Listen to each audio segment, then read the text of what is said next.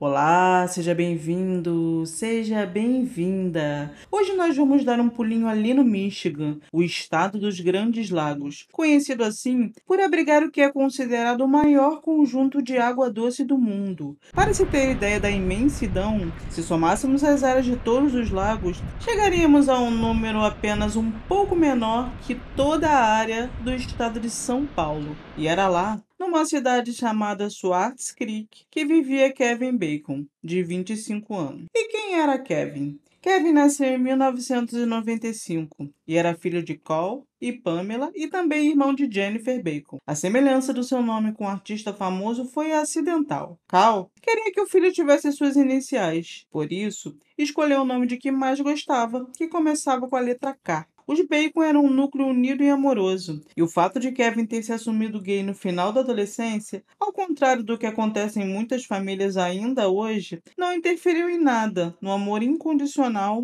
que os pais tinham por ele. Segundo os que conheciam Kevin, a palavra que melhor o descreve é alegria. Ele tinha um verdadeiro amor pela vida, pela família, por amigos e por artistas. Sim, Kevin era um verdadeiro fã, desses que colecionavam fotos e sabiam tudo sobre a vida das celebridades que mais amavam, como Taylor Swift e Lady Gaga. Ele também gostava muito de animais, e tinha 2 gatos e uma cachorrinha. E esse exterior exuberante fica ainda mais interessante quando descobrimos que Kevin lutava contra demônios internos muito pessoais, sofrendo com ansiedade, depressão e alguns transtornos de imagem. E apesar desses problemas terem resultado em 1 ou 2 internações psiquiátricas, de certa forma a luta parecia equilibrada, já que ele era um ser humano funcional. Simplesmente fazia o tratamento necessário e ia seguindo a vida. Após terminar o ensino médio, Kevin fez alguns cursos e ingressou na carreira de cabeleireiro. Ele gostava da área de colorimetria e de tingir cabelos em cores fortes, como rosa e azul. Era um profissional talentoso e muito bem-sucedido. Por isso, não lhe faltavam clientes. Mas ele também era ambicioso e estava disposto a extrair tudo o que o futuro pudesse lhe oferecer. Por isso, começou o curso de psicologia na Universidade do Michigan. Na véspera do Natal de 2019, como não podia deixar de ser, o salão estava lotado, né? De gente querendo se arrumar para as festas que viriam em breve. Então Kevin trabalhou até mais ou menos 4 horas da tarde. Depois foi para casa, se arrumou e saiu, dizendo aos colegas de apartamento que ia encontrar um homem que tinha conhecido no app de relacionamento Grindr. O homem era Mark Latunsky, de 50 anos. E quem era Mark Latunsky? Até 2010, Mark estava vivendo o típico sonho americano. Ele tinha um diploma de mestrado por uma excelente universidade e trabalhava numa empresa respeitada na sua área, a química. Ganhava mais de 100 mil dólares por ano, era casado com Emily, uma linda mulher, e tinha 4 filhos saudáveis. Mas sua vida começou a mudar quando foi diagnosticado com algumas doenças mentais que deterioravam de maneira grave seu estado emocional. Mark sofria de depressão crônica com episódios psicóticos, esquizofrenia paranoide e traços de personalidade borderline. E é claro que diante dessas informações, conseguimos entender o porquê do comportamento em casa, com a família,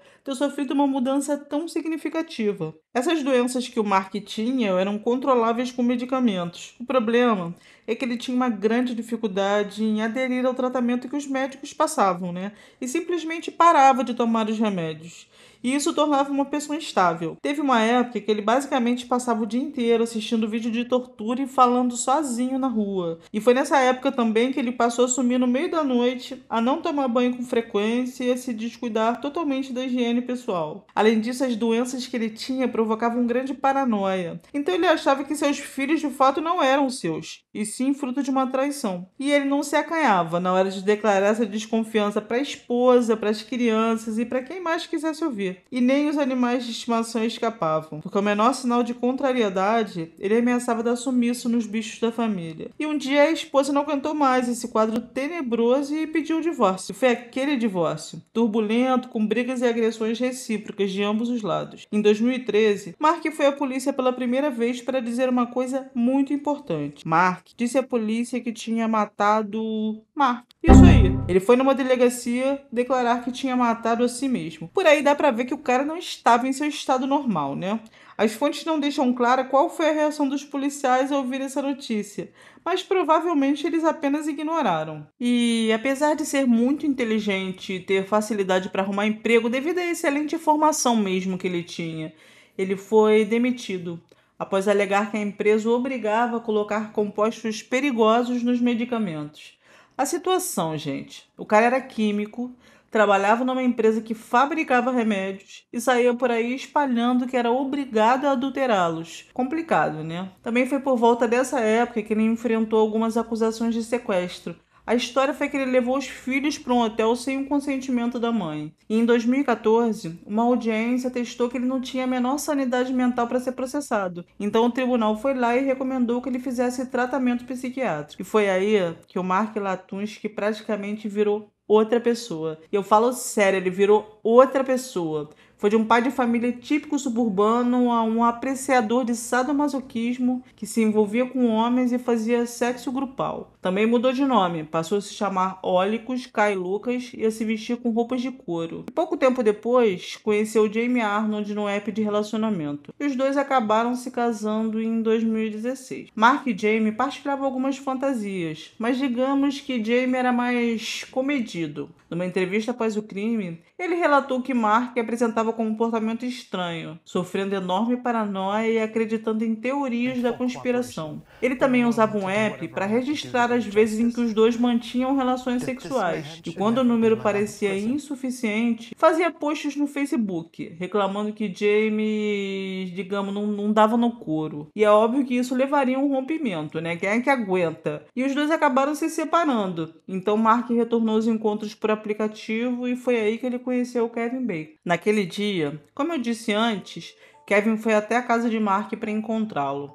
E aqui eu vou fazer um adendo, tá? Para dizer que as fontes disponíveis sobre esse encontro são meio contraditórias. Algumas fontes dizem que eles se conheceram naquele dia, e outras que eles já estavam conversando há algum tempo, coisa de talvez uma semana. Mas independente disso, é um fato que eles se encontraram. E a princípio tudo parecia correr bem, porque Kevin mandou uma mensagem para uma amiga dizendo que estava se divertindo e que Mark tinha chamado outros homens para participar do encontro. Também disse que chegaria tarde, mas estaria em casa por volta de 11 horas, meia-noite. A amiga respondeu, mas a mensagem nunca foi entregue. Isso já foi estranho, porque acendeu um primeiro sinal de alerta. Kevin nunca desligava o telefone. Mas a amiga devia estar ocupada com outras coisas no momento e deixou aquilo passar sem pensar muito. Na manhã seguinte, Kevin era esperado na casa dos pais às 9 horas, mas não apareceu. Eu já falei aqui que ele era extremamente apegado à família, né? Então ele nunca faltava aos eventos sociais. Então os parentes imaginaram que tinha aparecido algo urgente. Mas conforme as ligações e as mensagens não iam sendo respondidas, começaram a ficar muito preocupados.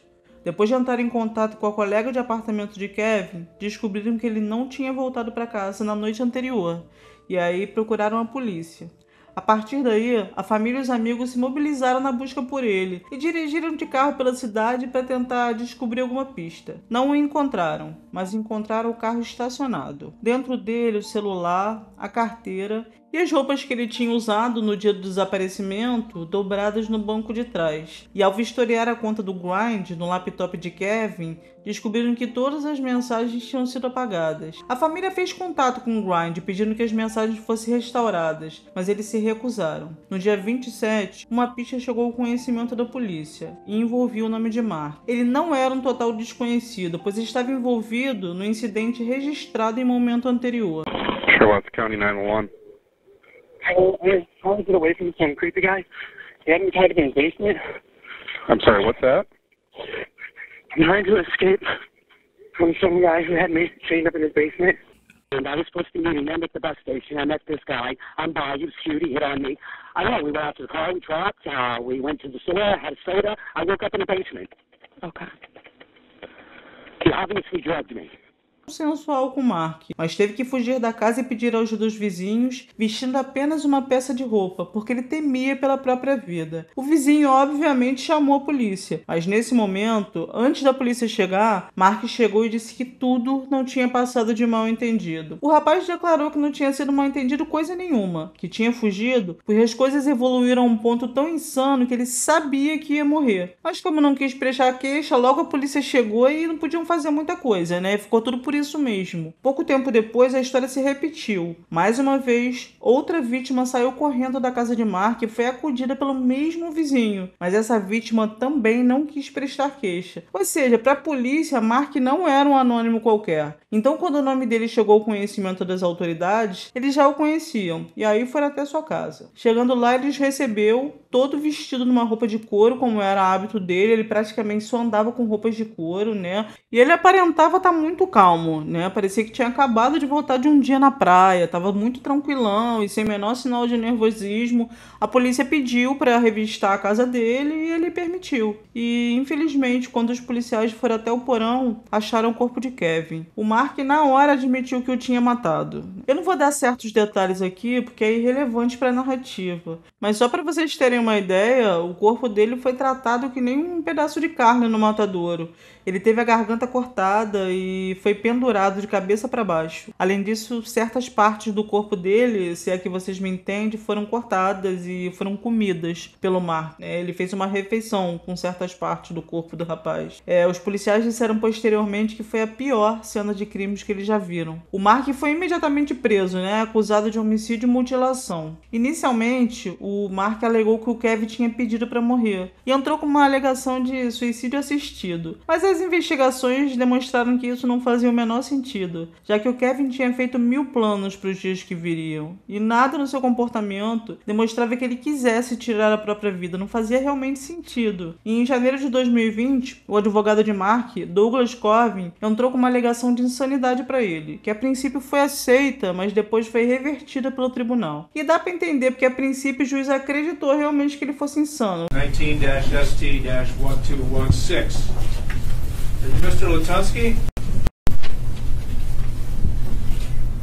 Sir, are you Mr. Lutunsky? No, my name is Edgar Thomas Hill. Mark Lutunsky is my nephew. Well, we are going to read you a complaint. The complaint alleges that on or about 12...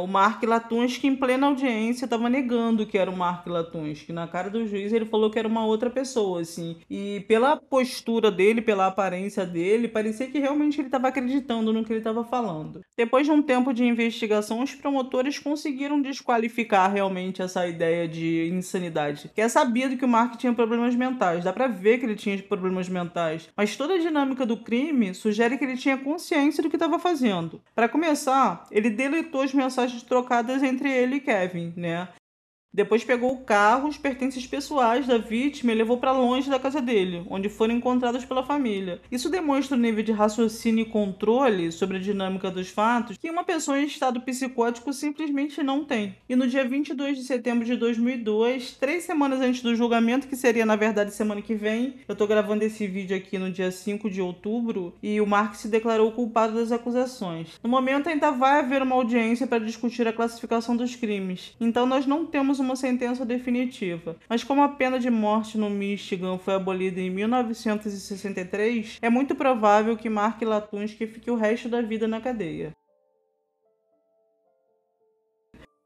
A morte do Kevin foi um daqueles acontecimentos sem sentido que acabam levantando muitas dúvidas, tanto sobre a segurança dos encontros online, quanto sobre a liberdade que pessoas com transtornos mentais têm de deixar de fazer o tratamento correto. Quer dizer, por mais que pareça estranho forçar alguém a receber medicamentos e terapia, nós vivemos em sociedade, o que significa que uma parcela da nossa liberdade pessoal pode e deve ser sacrificada em prol do interesse do grupo. Mark Lutunsky era uma bomba relógio, e tudo no comportamento prévio dele indicava que ele acabaria infringindo as regras que a sociedade estabelece para se proteger. O direito penal é exatamente isso. É um conjunto de regras que a sociedade estabelece e que o ser humano normal não pode infringir. Apesar disso, nada foi feito e um jovem cheio de sonhos acabou perdendo a vida. Eu realmente espero que esse crime horroroso ao menos sirva para educar as pessoas. E é isso. Obrigada por ter assistido. Se puder, se inscreve, deixa um comentário, um like aí para me ajudar, tá bom? Obrigada!